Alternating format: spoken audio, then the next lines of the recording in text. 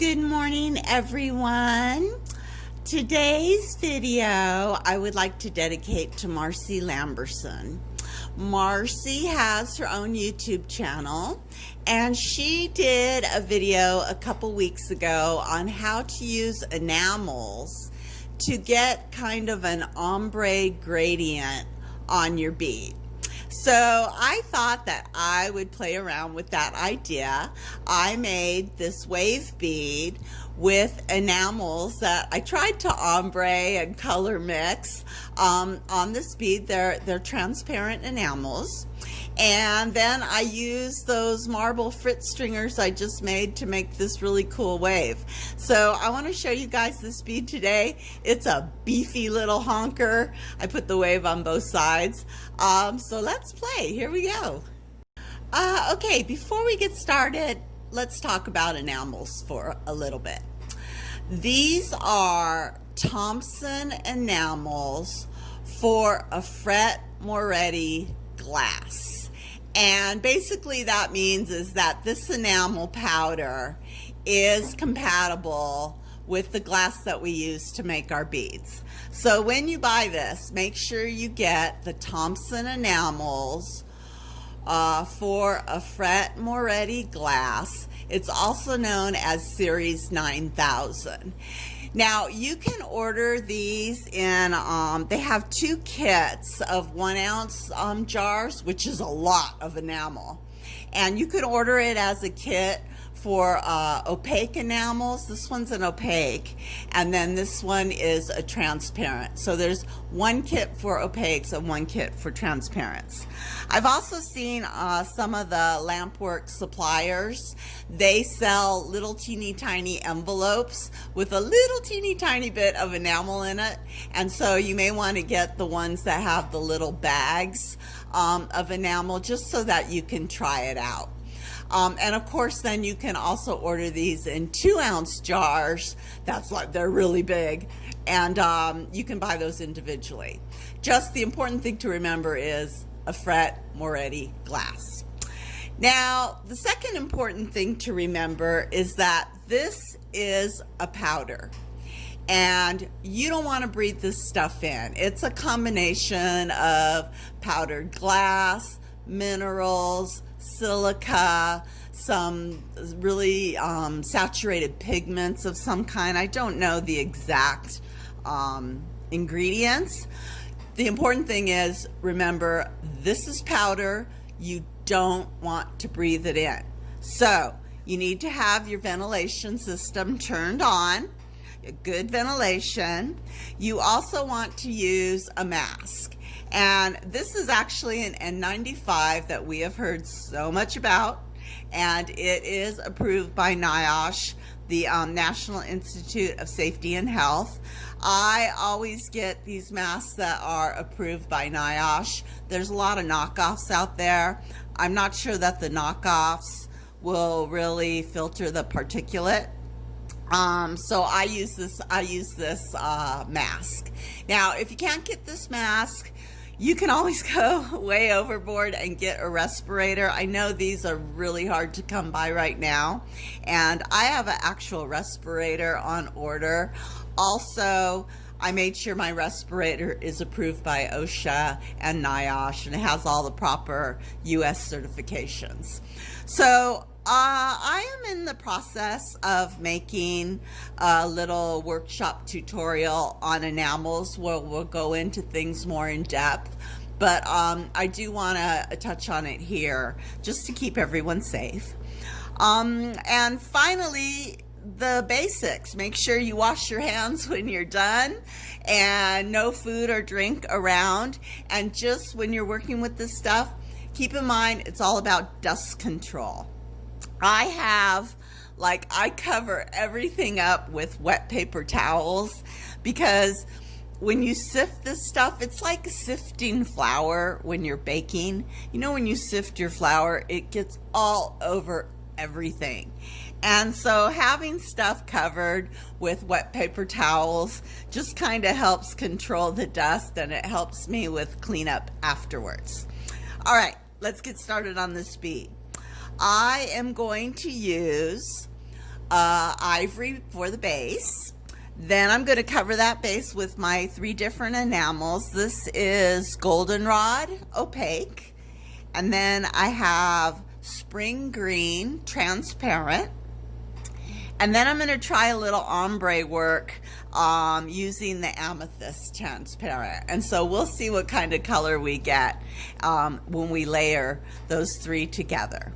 And then I made a whole bunch of those marble stringers that I just showed you how to make out of your frit. This is going to be our wave. And then on top of the wave for the foam, this is Creation is Messy Leaky Pen over the top of a feutré sky blue, light blue, sky blue. And that's what we're going to use to make this cool little cowabunga wave. Let's get started. Okay, here we go.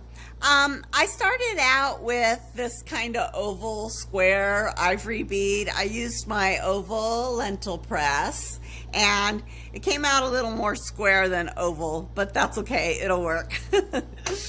You never know what you're gonna get.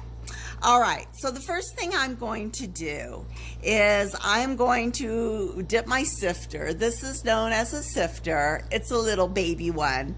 I know in Marcy's video, she dipped her bead directly into the enamel, but my bead's too big. I don't think it's gonna fit. So I'm gonna use this sifter. So what we do, we go and we get a little bucket here of enamels, and then I am going to heat this bead up. And the way you use this sifter, if you can see, it has a little coil handle on it. The way you sift is you run your fingernail over those little coils and it'll shake that sifter. You don't want to shake it up and down like that, but just run your fingernails over it. And when I am sifting enamel, I heat up my bead pretty decent. And then I go way down to the paper towel and I sift over the paper towel. Again, I am always keeping in mind dust control. And then I'll go back in and lightly flash it. And when I do my video, you'll see that depending on how much you flash it, you can get different kind of textures. And I always like what's called an orange peel texture. It's kind of bumpy, but it looks really cool.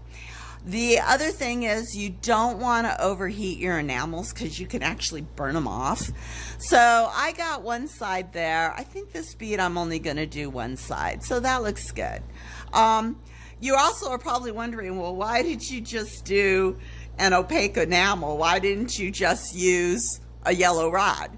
Well, it's because I want this mottled look. That it's some areas are concentrated, some you can see the ivory through it, and that's the look I want. So that's kind of why you use the enamels.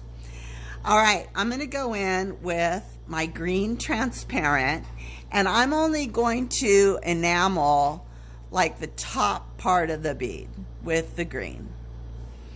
And with enamels, just like with glass, if you layer stuff, you can get different colors.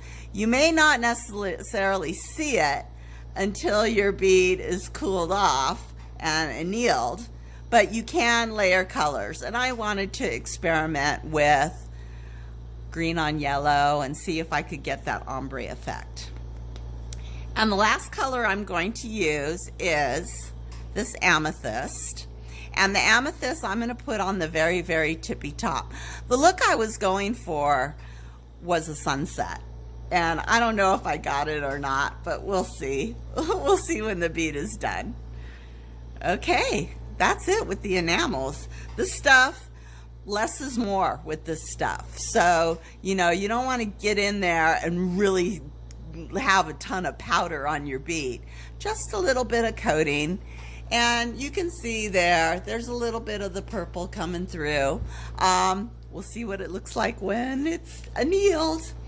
All right, now for the waves.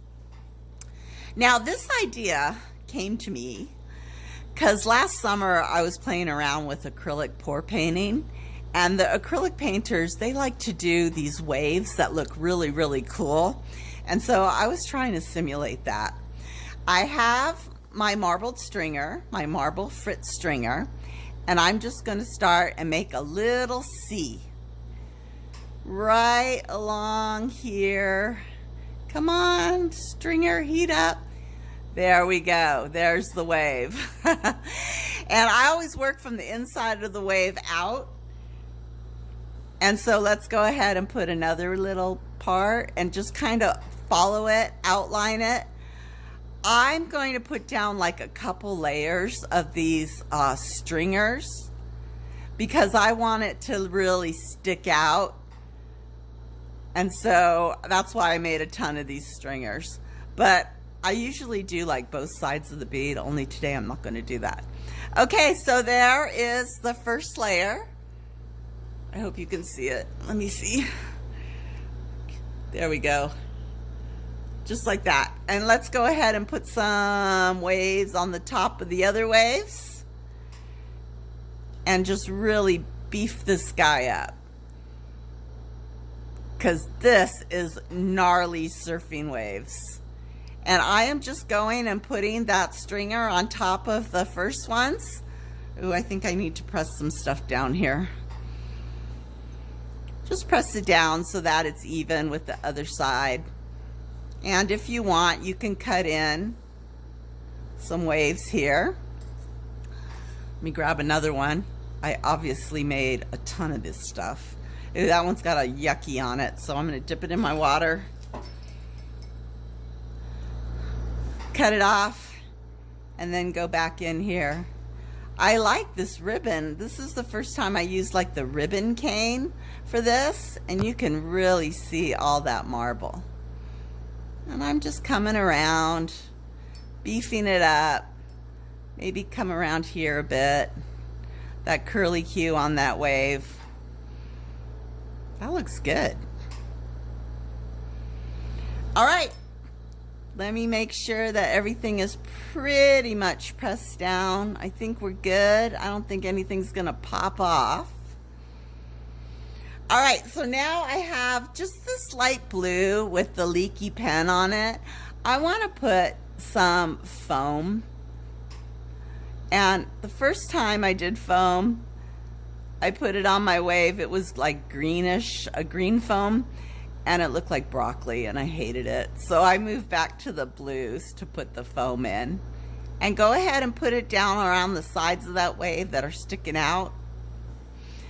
Because when that wave crashes to the ground, it is very foamy. Ooh, I like that leaky pen. I'm getting myself some more of that. And then maybe there's some foam here on the side. This is a really easy bead. All right, let's take a look at that foam. Cut it in, press it in if we have to. I still want it to be bumpy, but I do want that foam attached. And I broke my bead release, but that's okay, because we're kind of done. All right, guys, that is your Cowabunga wave. Enjoy. It's actually a pretty easy bead. I like it.